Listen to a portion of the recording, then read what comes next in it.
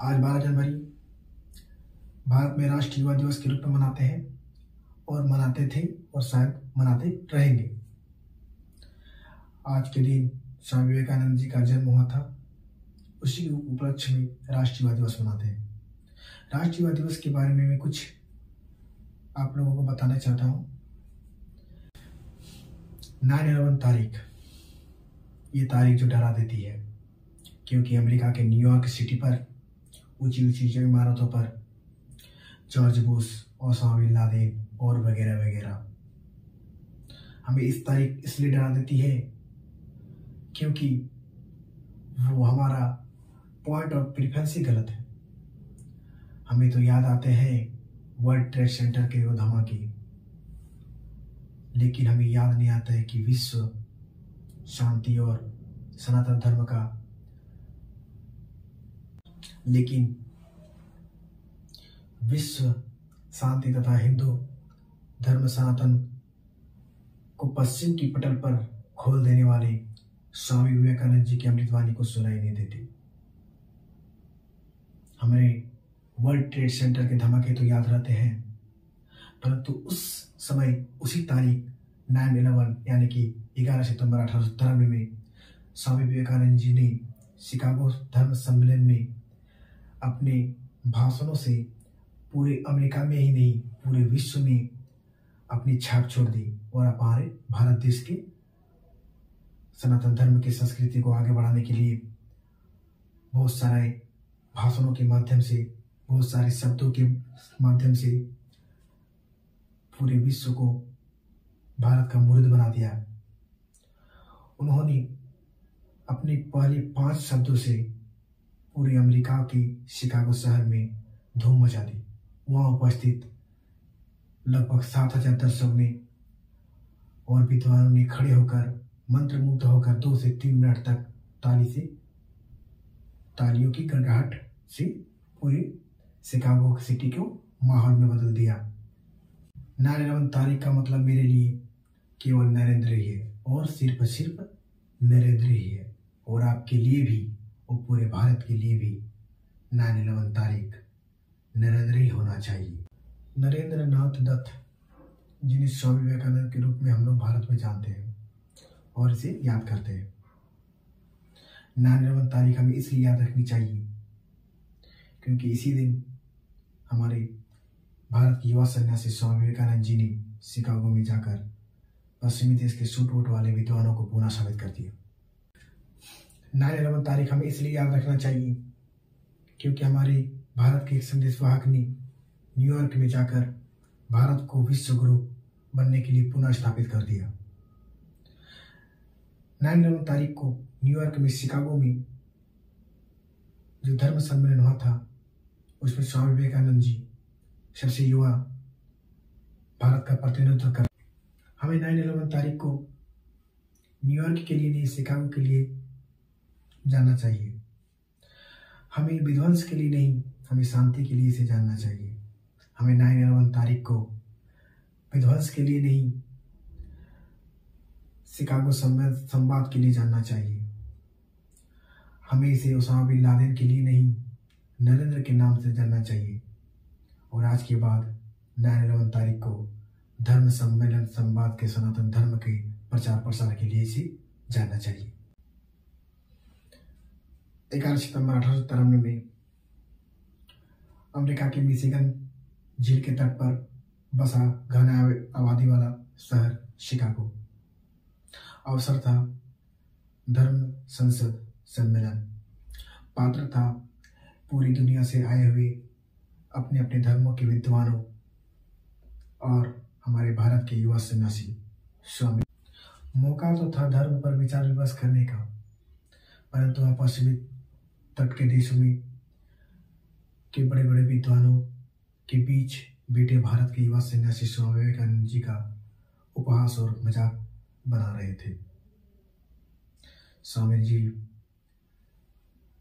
अलग वेशभूषा में भगवा कपड़ा पहनकर बैठे हुए थे। कई विद्वानों ने उनका बहुत ही अपमानजनक बातें बोलकर उनका उपहास उड़ा रहे थे। स्वामी जी का कपड़ा भी उन सूट बूट वाले लोगों से मिलता जुलता भी नहीं था, जिस कारण स्वामी जी को बड़ी घृणा भाव से देखते थे। स्वामी जी के मस्तिष्क में तो ज्ञान का भंडार था, परंतु अहंकार नहीं था। वहाँ के बैठे विद्वान आपस में बात करते थे कि इनका कद काटे भी अच्छा नहीं है, ये देखने में अश्वेत है, ये काला है, और ये क्या भारत का प्रतिनिधित्व करेंगे। इन लोगों की तो भारत की आदत ही है कि बात बात पे उपनिषद, वेद, पुराण, रामायण, महाभारत निकाल देते हैं। जब आई मुकाबले की बात तो ये पीछे हट गए। स्वामी जी वहाँ पर निश्चित होकर बैठे रहे जब तक कि उसकी बारी ना आई। वहाँ बड़े बड़े बैठे हुए विद्वानों ने अपने अपने बारे में कहने लगे और स्वामी विवेकानंद जी उसे एकाग्र होकर सुनते रहे।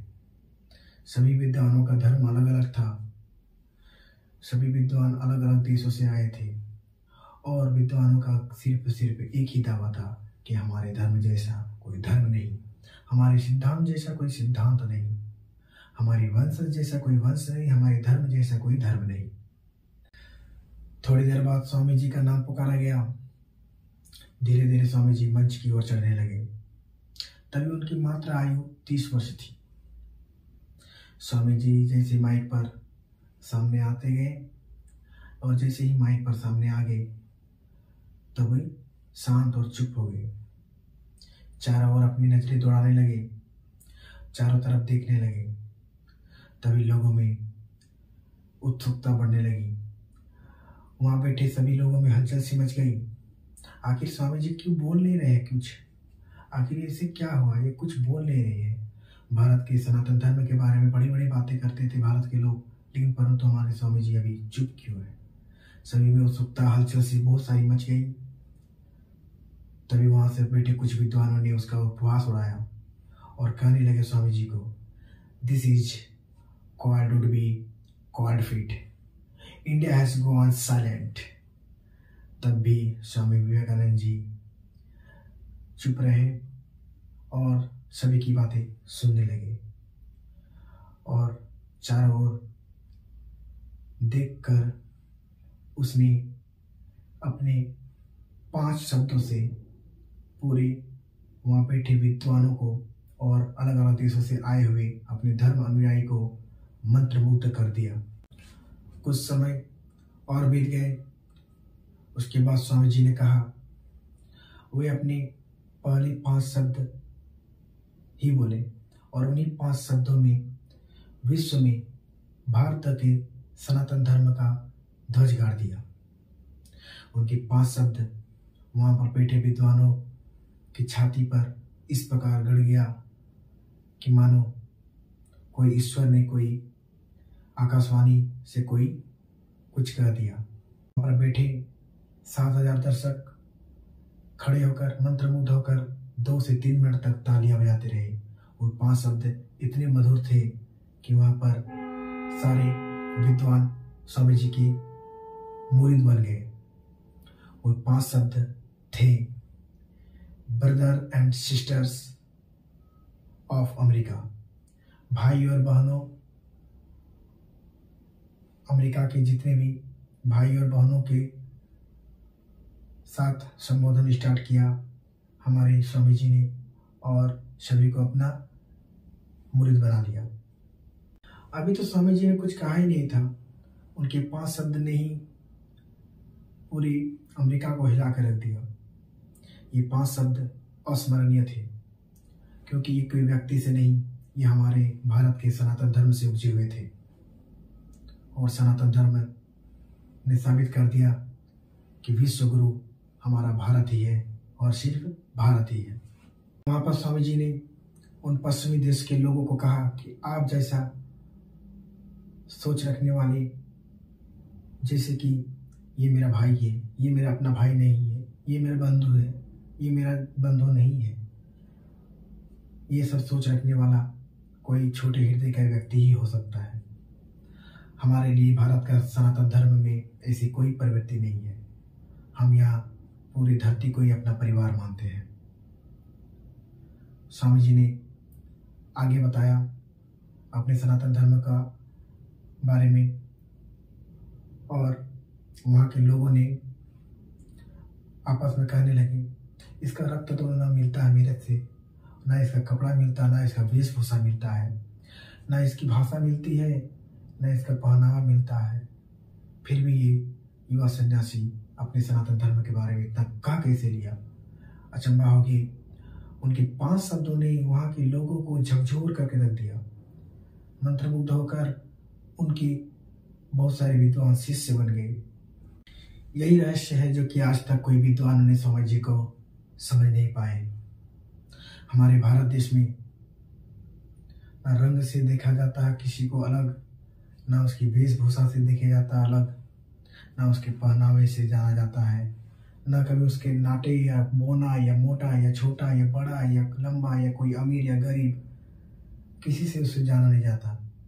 हमारे लिए, भारत के लिए सनातन धर्म में सभी को एक माना गया है। हमारे सनातन धर्म यही बताना चाहता है कि ना हम अमीर को देखेंगे ना गरीब को देखेंगे, सभी से हम लोग प्यार निभाएंगे और सभी से हमको प्यार निभाना आता है। इसके अलावा हमें कुछ नहीं आता है। हम तो अपने भारत में नदी नाली, पेड़ पौधे, पशु पक्षी, पत्थर को भी पूजा करते हैं, तो इंसान तो बहुत दूर की बात। आप जैसे पश्चिमी तट के देशों के बारे में क्या ही कहने। आप लोग अमेरिका में जो अश्वेत और श्वेत व्यक्तियों में जो भेदभाव करते हैं वो दयनीय है। और बहुत सारी बात कही वहाँ स्वामी जी ने, जिसे उस वहाँ के विद्वानों ने सुना, जाना, पहचाना, और अगली सुबह जब हुई तभी स्वामी विवेकानंद जी के बारे में चर्चा होने लगी। वहाँ के स्थानीय न्यूज़पेपरों में उनके फ्रंट पेज पर स्वामी जी की बातें तथा उसके कहे गए भाषणों आदि पर चर्चा होने लगी। वहाँ के स्थानीय पेपर द न्यूयॉर्क हेराल्ड ने लिखा कि स्वामी विवेकानंद जैसा कोई सर्वश्रेष्ठ वक्ता वहाँ पर नहीं था। और एक पत्रकार यानी कि एक समाचार पत्र में द न्यूयॉर्क क्रिटिक में लिखा गया कि कई सारे विद्वानों का भाषण ठीक ठाक था, परंतु स्वामी जी के औस के सामने कोई टिक नहीं पाया। स्वामी जी विवेकानंद वहाँ पर काफ़ी चर्चित हो गए, वहाँ पर बहुत सारे अपने शिष्य बनाए, और स्वामी जी ने वहाँ पर बताया कि कईयों ने देश जीता है लेकिन भारत ने सभी का दिल जीता है। यहाँ के सभी नरों में राम है और सभी नारियों में सीता है। सनातन धर्म में सभी को एक माना गया है और ये कोई भी धर्म कह नहीं सकता कि हिंदू सनातन धर्म किसी धर्म का अपेक्षित नहीं कर सकता और ना ही कभी करेगा। परंतु आजकल के हिंदू धर्म सनातन पर इंटॉलरेंस की आरोप लगते हैं, जो कि सरासर गलत है। मैं आपसे आग्रह करूंगा कि आप अपना हीरोज आंखें खोलकर चुने। स्वामी विवेकानंद जी हमारे लिए हीरोज हैं, हीरोज थे और हीरोज ही रहना चाहिए, और आपके लिए भी स्वामी विवेकानंद हीरो ही रहना चाहिए, क्योंकि वो हीरोज के भी हीरोज थे। क्या थे वो? हीरोज के भी हीरोज थे। इसलिए सुभाष चंद्र बोस ने अपने पुस्तक में लिखा था कि यदि स्वामी विवेकानंद जी जीवित होते तो मैं उनके चरणों पर बैठा रहता, मैं उनके चरणों के शीश में लेट जाता। वहीं रविन्द्रनाथ टैगोर जी ने कहा था कि स्वामी जी को विवेकानंद के बारे में यदि पूरी तरह से पढ़ लिए तो आप भारत के बारे में जान जाएंगे। और महात्मा गांधी ने भी कहा था कि मैं स्वामी विवेकानंद जी की पुस्तक पढ़कर मैं अपने भारत देश के प्रति 1000 गुना भक्तिमय हो गया। मतलब कि भारत देश के प्रति महात्मा गांधी निछावर हो गए और ज़्यादा भक्तिमय हो गए। हमें हमारी सोच को समझना है। हमें अपने हिंदू सनातन धर्म को समझना है, हमें अपने सनातन धर्म को समझना है, हमें अपने सच्चे भारत को समझना है, तो देव पूजित स्वामी विवेकानंद जी की आंखों से भारत को देखना होगा। हमारे लिए कोई गैर नहीं, हम अपने हिंदू सनातन धर्म के उपासक हैं। हम अपने धर्म के अलावे किसी धर्म से गैर नहीं करते। हम अपने धर्म को अपनाते हैं, उसके उपासक भी हैं और इसके प्रचार प्रसार करने के लिए कुछ भी कर सकते हैं। हम लोग सांप को भी दूध पिलाते हैं, जब तक वो अपने खुद से हम व्यवहार नहीं करते तब तक वो हम लोग उसे नहीं मारते। हम अरे जीभ काट डाली अंग्रेजी खंजर से, अरे जीभ काट डाली अंग्रेजी खंजर से, वेदों का रस कौन कान में घोलेगा, वेदों का रस कौन कान में घोलेगा।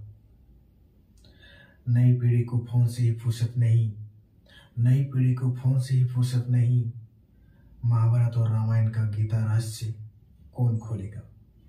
सनातन धर्म की जय हो। भारत विश्व गुरु बनकर रहेगा। स्वामी विवेकानंद जी के वाक्य अनमोल थे, वक्तव्य अनमोल थे, उनके व्याख्यान अनमोल थे। जय हिंद, जय भारत, जय भारती।